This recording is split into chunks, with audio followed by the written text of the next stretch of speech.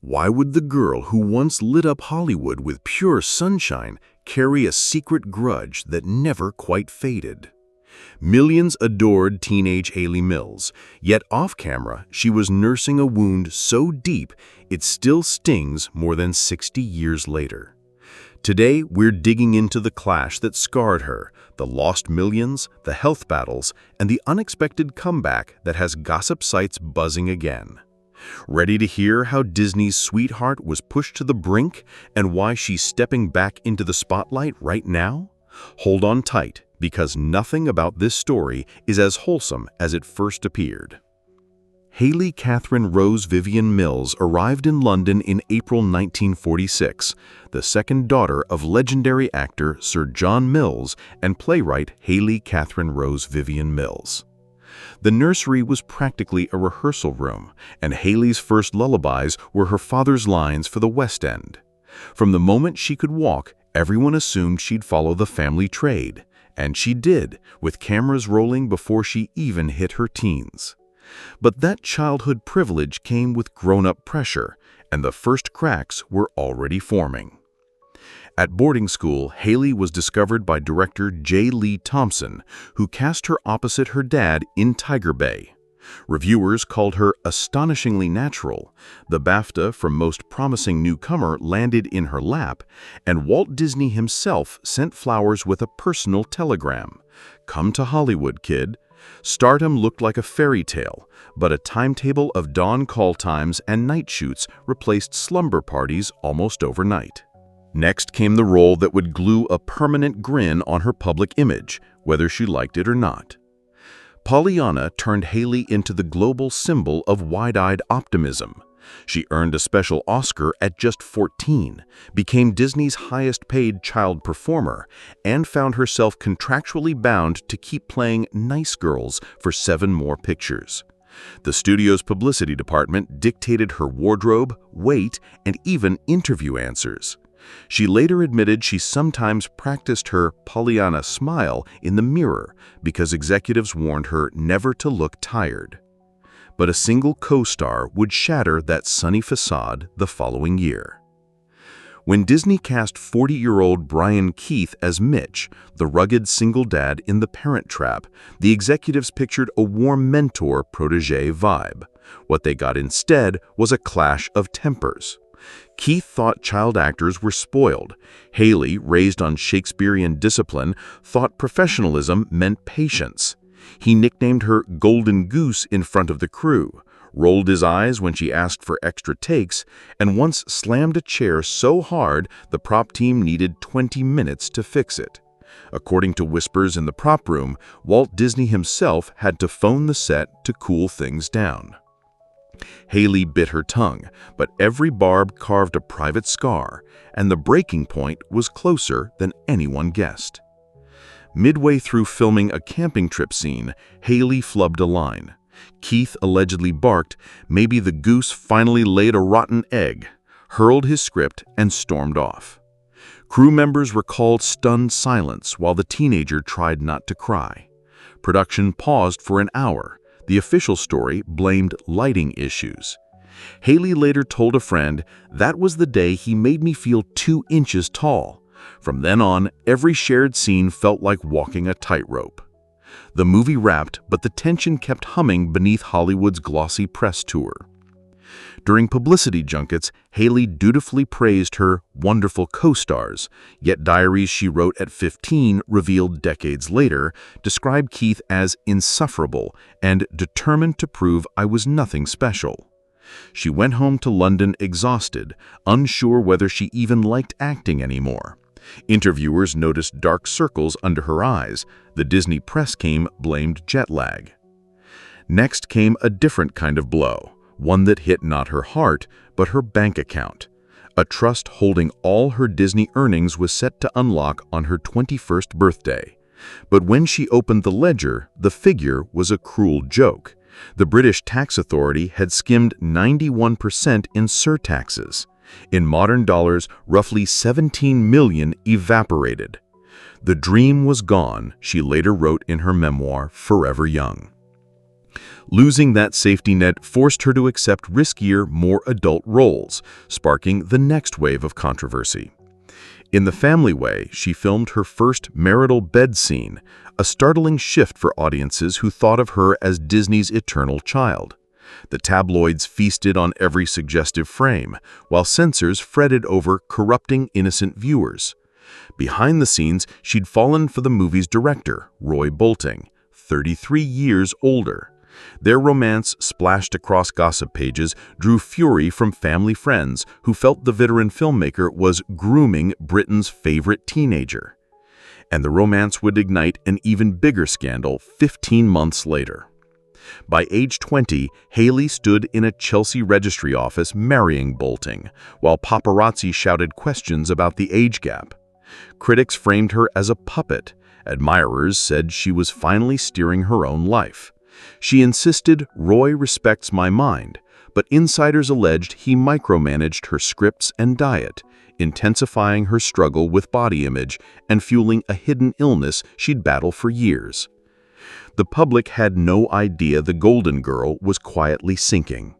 Long before eating disorder awareness was mainstream, Hayley was secretly forcing herself to purge meals, desperate to stay child-thin for roles executives dangled in front of her. She later blamed the pressure to remain camera-ready and Disney's early comments about her baby fat. She, in 2021, finally confessed the full story, calling those years a lonely fight. While her health faltered, another relationship disaster was brewing. Hayley had son Crispian with Bolting, but the marriage collapsed in 1977. She moved in with actor Lee Lawson, welcomed second son Jason, then watched Lawson leave and wed supermodel Twiggy. Friends say Hayley poured the hurt into stage work, earning rave reviews in Peter Pan revivals and touring dramas. Yet even career highs couldn't protect her from the one battle that truly terrified her. In the late 2000s, doctors found a malignant lump. She underwent surgery and treatments she later described as 14 long months of living in slow motion. Instead of retreating, she toured in Driving Miss Daisy between hospital visits. The cancer went into full remission, but the experience left her fiercely protective of her privacy and even less willing to forgive old wounds. Just as she regained strength, Hollywood came calling again with an unexpected twist. In August 2024, news broke that Shyamalan had cast 78-year-old Hayley Mills in his thriller Trap. Industry commentators hailed it as the comeback we never knew we needed, while fans buzzed over rumors she plays a morally gray matriarch. But press junkets raised an old ghost. Reporters revived questions about Brian Keith, and this time Hayley didn't dodge. During a podcast recorded on the TCM cruise in early 2024, Hayley admitted, "I never felt safe around Brian," calling him the only person I truly disliked on a set.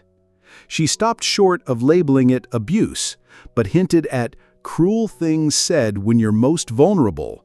Some listeners interpreted the remarks as a subtle Me Too moment. Social media erupted in debate. Those comments reignited curiosity about Keith's final tragic years. After decades of steady work, Keith's health collapsed in the mid-1990s. Chronic emphysema, mounting medical bills, and deep grief after his daughter Daisy's self-inflicted death in April 1997. Keith, devastated, faced terminal lung cancer himself, and 2 months later ended his own life at 75. Fans now wonder, were the seeds of that despair visible back on the Parent Trap set? Psychologists interviewed by classic film blogs suggest Keith's brusque on-set behavior could stem from untreated PTSD after World War II service, heavy smoking, and rumored drinking binges. Colleagues from TV hit Family Affair later recalled his mood swings and impatience with child actors, a pattern that fits Hayley's memories. The theory doesn't excuse his actions, but it reframes the clash as two fragile eras colliding, a teenage star guarding her self-worth, and an aging actor wrestling internal demons. That re-examination has shifted public opinion, but Hayley's own feelings remain complicated. Asked in 2025 whether she'd make peace with Keith's memory, Hayley shook her head. "I hope he found peace, truly, but what he stole from me, that sense that I belonged on set, I had to rebuild alone." The comment hit entertainment headlines, sparking arguments about whether grudges hurt or help survivors of toxic workplaces. And even as debate swirls, Hayley's latest moves show she's focused on fresh chapters, not old feuds. Since 1997, Hayley's partner has been Indian-American actor-author Firdous Bamji. They share a low-profile life split between London and remote Scottish retreats. Bamji jokes that Hayley still forgets she's famous, buying groceries in track pants, autographing cereal boxes only when puzzled cashiers realize who she is.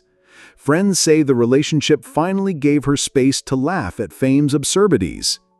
That perspective fuels her creative resurgence and might even deliver a nostalgic surprise fans have begged for. Insiders whisper that Disney is quietly developing a Parent Trap limited series set decades later. Studio executives reportedly approached Mills for a cameo as an older Sharon or Susan, mentoring a new generation of twins. Negotiations remain hush-hush, but the timing lines up with Disney's current legacy sequel strategy. If the deal closes, Hayley could confront the franchise that launched and nearly broke her on her own terms. But before that nostalgic loop closes, one more buried secret just resurfaced. A private collector unearthed Keith's handwritten apology draft addressed to Hayley, age 15. The unsent letter admits he was suffering dark moods, apologizes for unkind words, and begs her to never doubt her gift. Authentication is underway, and if genuine, it might soften history's judgment, though Hayley's camp declined comment. Some historians already call it the note that could rewrite a Hollywood feud. Whether she reads it or not, Hayley's story now feels poised for a final act. Hayley Mills climbed bestseller lists in 2021 as a generation raised on Disney classics confronted the price child stars pay. She now speaks at film festival panels about safeguarding young talent, urging studios to hire mental health advocates.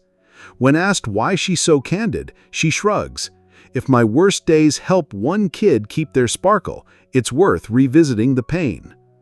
And today, that mission intersects with her on-screen renaissance. On the Trap set, Shyamalan reportedly shot a pivotal monologue in a single take because Hayley's delivery gave everyone goosebumps. Crew chatter says test audiences ranked her among the film's standout surprises. If box office predictions hold, 2025 could mark Hayley Mills' biggest mainstream exposure in decades. But success no longer defines her, something deeper does. Between cancer charity galas and mentoring programs, Hayley quietly funds scholarships for working-class promise students, kids who, like her younger self, fall in love with performing before they understand contracts or taxes. She laughs that the inland revenue taught her the hard way you can't take money with you, so you might as well do something decent with it. That generosity loops back to the heart of this entire saga. Keith's jabs might have lasted seconds, but they triggered years of self-doubt, an eating disorder, and a detour into roles chosen for survival rather than joy. Yet without that struggle, would Hayley have become the resilient mentor she is today? She says, "Pain isn't a blessing, but it can be compost, ugly yet nourishing if you grow something from it." And with that philosophy, we reach the final chapter, still unwritten but full of promise. Hayley Mills stepped into fame as Disney's brightest star, only to collide with a co-star whose bitterness dented her confidence, lose a fortune to brutal taxes, battle illness, and wrestle private grief. Yet she kept shining, on camera, on stage, and now in late career roles that let her rewrite her narrative. The clash with Brian Keith remains a cautionary tale about power, mental health, and the scars words leave on young minds. But the bigger story is one of survival, reinvention, and the courage to face the past without letting it define the future. So the next time you stream The Parent Trap and smile at that perfect father-daughter hug, remember the untold storm just outside the frame, and the woman who weathered it only to come back stronger, wiser, and determined to make sure the next generation of child stars never walk that lonely path again.